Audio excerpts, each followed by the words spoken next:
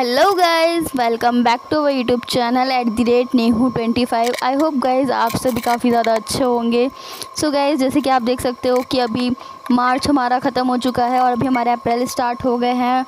सो जितने भी एस्पिरेंट्स वगैरह हैं वो अपने स्टडी के और इन सब चीज़ों के बहुत ज़्यादा करीब पहुँच चुके होंगे, बिकॉज़ अभी अप्रैल वगैरह में काफ़ी सारे फॉर्म्स वगैरह आउट होने वाले हैं। तो उनके लिए भी आपको जागरूक रहना है ताकि आप किसी भी फॉर्म से ना पीछे ना छूटो और आपको उनकी फॉर्म के ओपन डेट और क्लोजिंग डेट है ना, सब कुछ आपको पता ही होगा। जैसे कि एसएससी वगैरह की जो प्रिपरेशंस कर रहे हैं उनके लिए मैं आपको बता दूं कि सीएचएसएल के फॉर्म आउट हो जाएंगे, अभी हो चुके नहीं है, मतलब हो जाएंगे। अभी अप्रैल स्टार्ट हो गई है और जिस तरह से मार्च बहुत जल्दी में बीता है, ये वाला साल जिस तरह से आया है और 3 महीने भी बीत चुके हैं, तो अभी हमारा अप्रैल भी स्टार्ट हो गया है और हम अपनी चीज़ों के बहुत ज़्यादा करीब भी पहुंच चुके हैं। सो आई होप आप चीज़ों को अच्छे से कर रहे होंगे। आपने अपने स्टडी प्लान या स्टडी रूटीन में थोड़े बहुत चेंजेस भी किए होंगे, टाइम को बढ़ाया होगा, अपनी चीज़ों पे वर्क किया होगा, अपने सिलेबस को आप कंप्लीट कर रहे होंगे, आधे से ज़्यादा आप कर चुके होंगे या फिर आधा ही हुआ होगा, या फिर जितने भी काफ़ी टॉपिक्स हैं जो आपकी कर ली होगी,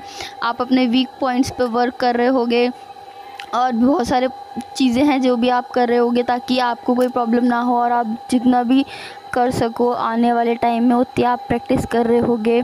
क्योंकि एज एन एस्पिरेंट मैं जानती हूँ कि चीज़ें करना कितना मुश्किल हो जाता है जब पेपर बहुत ज़्यादा क्लोज आने लग जाता है। बट फ़िलहाल अभी आपको ये चीज़ ध्यान रखनी है कि फॉर्म कब आउट होंगे, कब क्लोज़ होंगे, करेक्शन विंडो का क्या सीन रहेगा। सो प्लीज़ आप उस चीज़ को लेके केयरफुल रहें और आप अपना syllabus time to time finish कर लें ताकि आप रिवीजन कर सकें अच्छे तरीके से, मॉक टेस्ट वगैरह लगा सकें ताकि आपको ही प्रॉब्लम ना हो, ताकि आप ये ना कहें कि अरे यार मैं रिवीजन नहीं कर पाई, मैं मॉक टेस्ट नहीं दे पाई। तो आपके पास ना कोई बहाना नहीं होना चाहिए कि जिस वजह से आप अपने आप को कहो, क्योंकि आप जब तक पूरे दिल से नहीं कर सकते ना प्रैक्टिस, तब तक मतलब पूरी जी जान नहीं लगाते, तब तक आप ये नहीं कह सकते कि हाँ यार मैंने मेहनत की और मुझे मेहनत का फल नहीं मिला। इसलिए आपको मेहनत करनी है, ऐसी मेहनत करनी है कि अगर आपका रिज़ल्ट से थोड़ा बहुत भी आप चूक जाते हो तो कम से कम ये तो है कि हाँ मैंने मेहनत की थी बट नहीं हुआ, कोई बात नहीं, मैं नेक्स्ट टाइम ज़रूर करूँगा या ज़रूर करूँगी।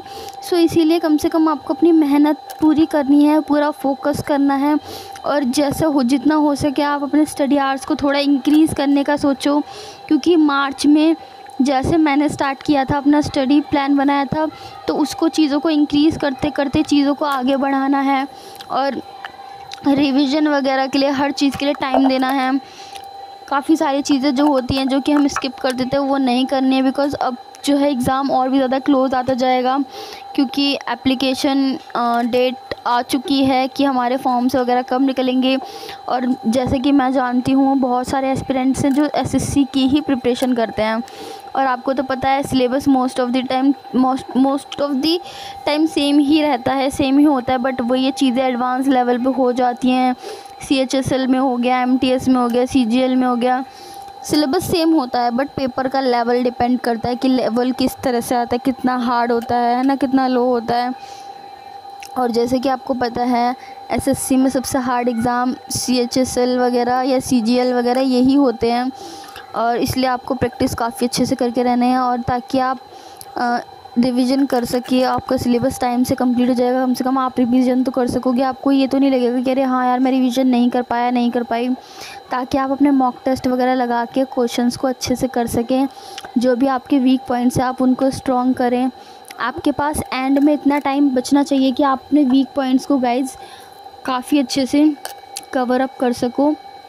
सो जैसा कि मैं अपना बता दूं कि अभी तो फ़िलहाल मैं जितने भी मैंने फॉर्म भर रखे हैं, अभी सीएचएसएल वगैरह के तो मैंने भरे नहीं हैं क्योंकि इसकी तो एग्ज़ाम डेट मतलब अभी निकले नहीं है, फॉर्म रिलीज़ होंगे, अभी अप्रैल लग चुका है।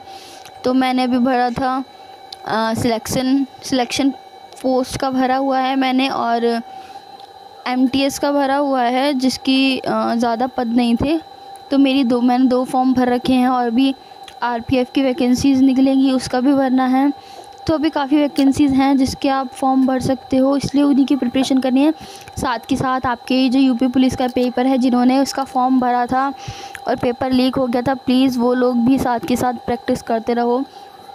और अपने जैसे कि आप अगर एसएससी की प्रिपरेशन कर रहे हो तो उसमें अपना ये यूपी पुलिस का सिलेबस भी ऐड ऑन करते रहें, क्योंकि हिंदी ज़रूरी होता है और हिंदी बहुत ज़्यादा स्कोरिंग होती है, स्कोरिंग सब्जेक्ट है हिंदी। रीजनिंग पे अगर आप अच्छे से वर्क कर लेंगे और बाकी अपना जीके जीएस थोड़ा बहुत स्ट्रॉन्ग कर लेंगे, या फिर आपके मैथ्स का लेवल भी थोड़ा इंक्रीज एंड अप कर लेंगे, तो आपके लिए बहुत ज़्यादा बेनिफिशियल होगा।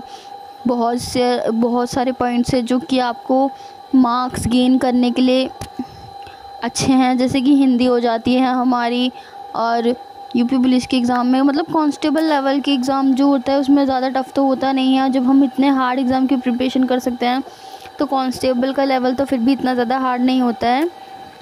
इसीलिए गाइज़ मैं भी अपनी स्टार्टिंग जो है वो करंट अफेयर्स से करती हूँ। मैंने अभी आज अपने 2 दिन के करंट अफेयर्स पूरे करे, 1 अप्रैल के और 2 अप्रैल के। देन यहाँ पे अब हम अपना स्टार्ट कर रहे हैं एनसीईआरटी। जैसे कि एनसीईआरटी बहुत ज़रूरी है अगर आपको हाई लेवल की प्रिपरेशन करनी है, जैसे कि हाँ आईएएस वगैरह के लिए, यूपीएससी की प्रिपरेशन कर रहे हैं, तो प्लीज़ आप इन सभी एग्ज़ाम्स के साथ, मैं बोल रही हूँ ना, आप अपना स्टडी प्लान ही ऐसा बनाओ कि हाँ आप सभी चीज़ें उसमें कवर कर पाओ, सभी के नोट्स प्रॉपरली बना पाओ, आपको प्रॉब्लम ना हो और आप अपनी चीज़ों को काफ़ी अच्छे से कर पाओ, उसको हाईलाइट कर सको, पॉइंट्स को रिवाइज़ कर सको। और जो भी छोटे मोटे एग्ज़ाम्स है वो तो आप कर ही रहे हो, बट आपको जिस लेवल की प्रिपरेशन करनी है उसको आप अपना बेस स्ट्रॉन्ग बना के रखो। इसलिए यहाँ पे मैं अपनी एनसीईआरटी स्टार्ट कर रखी है। जैसे कि मैंने आपको बताया था, मैंने क्लास 6 की एनसीईआरटी उठाई है सबसे पहले, और यहाँ पे हमने आज 5 चैप्टर मैं कंप्लीट कर लूँगी अपनी एनसीईआरटी में। तो 5 चैप्टर कंप्लीट करने के बाद मैंने 6 चैप्टर जो था वो भी आधे से ज़्यादा मतलब 1 पेज कर लिया था। मतलब मैं आपको बताऊं टोटल इसमें 11 चैप्टर है हमारी 6th क्लास की हिस्ट्री के एनसीईआरटी में, और मैं 5 चैप्टर के नोट्स काफ़ी अच्छे से प्रिपेयर कर चुकी हूं।